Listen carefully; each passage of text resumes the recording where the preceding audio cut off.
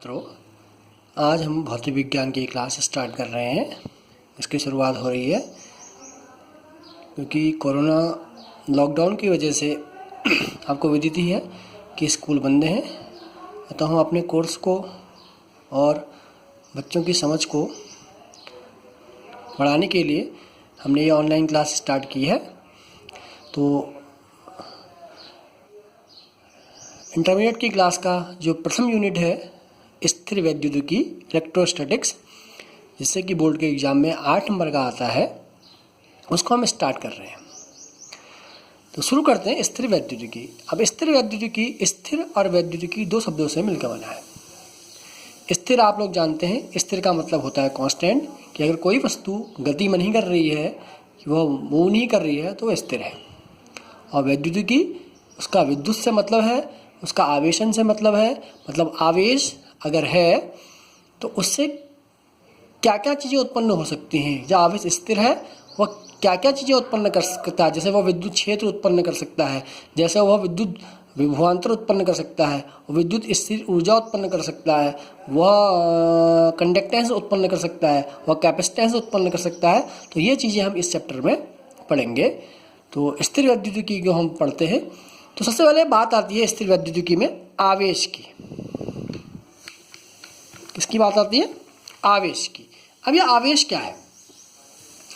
जैसे कि आपने पहले ही पढ़ा होगा कि अगर आवेश गतिमान होता है तो वह धारा देता है। हम कहते हैं इलेक्ट्रॉन के प्रवाह को हम क्या कहते हैं? धारा कहते हैं। और इलेक्ट्रॉन क्या है? आवेश है। अब वो आवेश कैसे उत्पन्न होगा, उस आवेश को हम कैसे उत्पन्न कर सकते हैं? तो उसकी अलग अलग विधियाँ हैं आवेश को उत्पन्न करने के लिए। तो अगर कोई हमारा पदार्थ है, कोई वस्तु है, कोई परमाणु है, कोई अणु है। आपको पता है कि जब हम परमाणु के बारे में पढ़ते हैं तो उसमें एक नाभिक होता है। उस नाभिक में क्या उत्पन्न होते हैं? प्रोटॉन और न्यूट्रॉन होते हैं। और इलेक्ट्रॉन क्या करते हैं? उस नाभिक के चारों ओर चक्कर लगाते हैं। तो इलेक्ट्रॉन के पास कैसा आवेश है? इलेक्ट्रॉन के पास ऋण आवेश है। और प्रोटॉन के पास कैसा आवेश है? उसके पास धन आवेश है। और न्यूट्रॉन के पास कैसा आवेश है? न्यूट्रॉन के पास कोई आवेश नहीं होता, वह अनावेशित होता है। इसलिए हम कहते हैं कि कुल मिलाकर जितने किसी वस्तु में प्रोटॉन होते हैं उतने ही उसमें क्या होते हैं? इलेक्ट्रॉन होते हैं। और इसलिए वह क्या होता है? इलेक्ट्रिकली न्यूट्रल होता है, उसमें कुल चार्ज नहीं होता।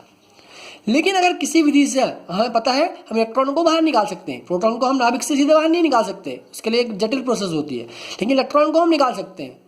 तो किसी तरह से अगर इलेक्ट्रॉन को हम बाहर निकाल दें तो इलेक्ट्रॉन की क्या हो जाएगी? उसमें कमी हो जाएगी। तो इलेक्ट्रॉन की कमी हो जाएगी तो उस पर एक ऐसा चार्ज आ जाएगा, पॉजिटिव चार्ज। और ऐसे ही हम अगर उसमें कहीं से एक इलेक्ट्रॉन दे दें तो इस इलेक्ट्रॉन की क्या हो जाएगी? अधिकता हो जाएगी। इलेक्ट्रॉन बढ़ जाएगा तो कैसा चार्ज आ जाएगा? ऋण आवेश आ जाएगा।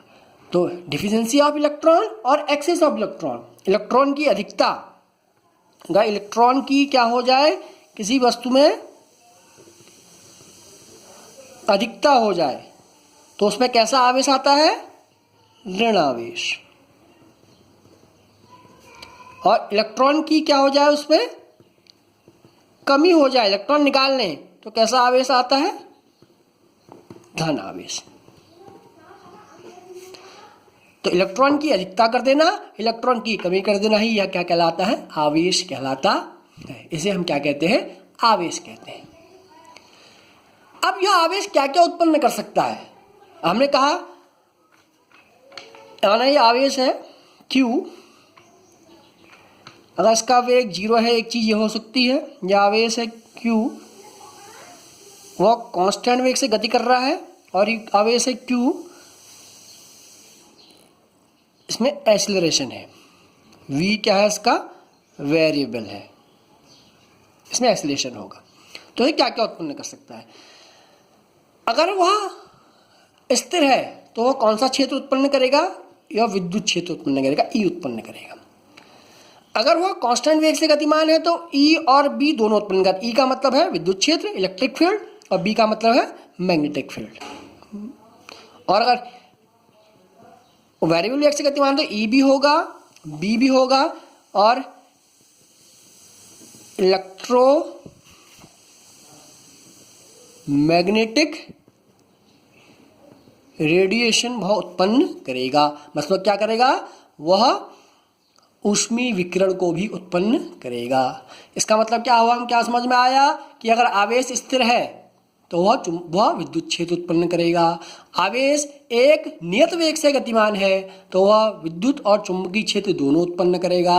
अगर वह वेरिएबल वेग से, उसका वेग अलग अलग है, तो वह क्या उत्पन्न करेगा? त्वरण उत्पन्न करेगा। अगर उसमें त्वरण है, अगर त्वरित गति से चल रहा है तो वह विद्युत क्षेत्र, चुंबकीय क्षेत्र और इलेक्ट्रोमैग्नेटिक रेडिएशन तीनों को उत्पन्न करेगा।